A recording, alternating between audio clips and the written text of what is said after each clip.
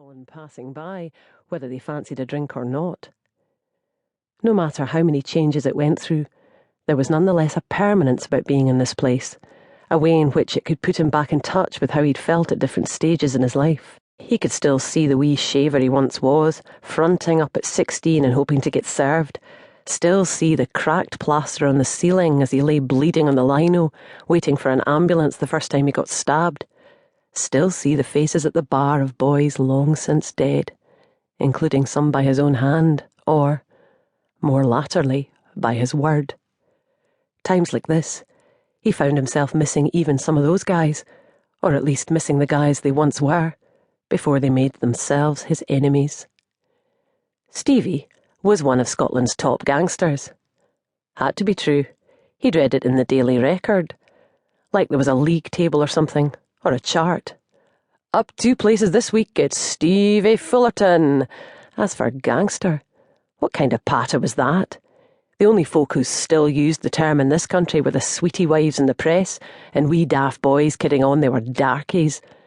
Nobody who could reasonably be considered fitting of the term would dream of applying it to themselves. Stevie knew a lot of criminals, but precisely no gangsters. There were boys you worked with, boys you did business with, and, very rarely, boys you trusted, but none of them had been in a gang since they were about 15. Daft wee shavers out looking for mayhem, easy scores, and, if they were really ambitious, their hole. Maybe the papers should name Scotland's top daft wee shaver, perhaps as part of a ones-to-watch list of future gangster contenders. He looked at the raggle-taggle assembly before him in the old Croft brasserie. Doak, Jerry, Haffa, and himself. Stevie thought of the strange loyalties and improbable allegiances that had brought them all under one roof.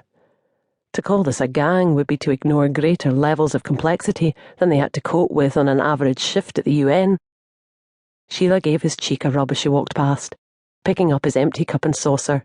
It was part gesture of affection and part reminder that he hadn't shaved yet. He was planning to wait until he came back from the gym so he'd be smooth this afternoon and into the evening.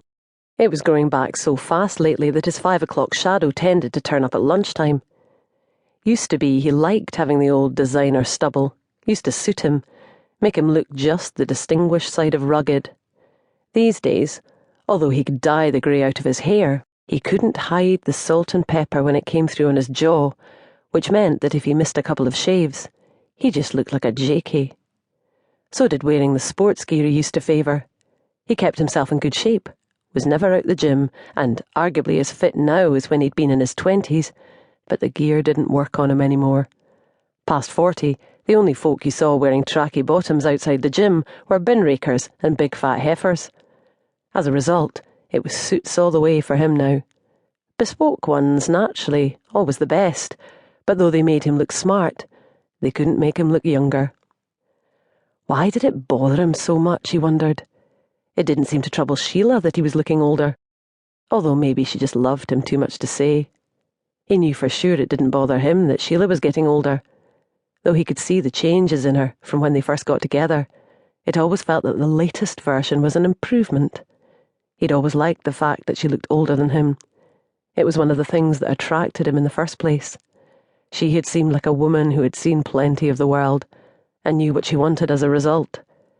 That was why he must have been one of the few men of his means ever to leave a wife near on a decade his junior, for one 3 years older than him. He gazed at her, heading for the kitchen to discuss tonight's menu with Angus, the chef. The place belonged to Stevie, and it was Angus's talents that had all the trendy types venturing out to the wilds of Croft Bank. But Sheila ran the show, like she always had. She was working behind the bar here when they first met, another reason this old place felt like a portal to the many ages of his life. His eye drifted to the storeroom next to the toilets, just past where the swing doors now granted access to the kitchen. That was where they used to sneak off to on her breaks, sometimes with her first husband Donnie working through in the snug. He could picture it, feel it, smell the mixture of perfume, cigarettes and drink. Her on her knees, giving him a gobble like nobody ever had before. Christ, he was getting hard thinking about it. He could fair go shagging her right now, in the store, up against the shelves like old times.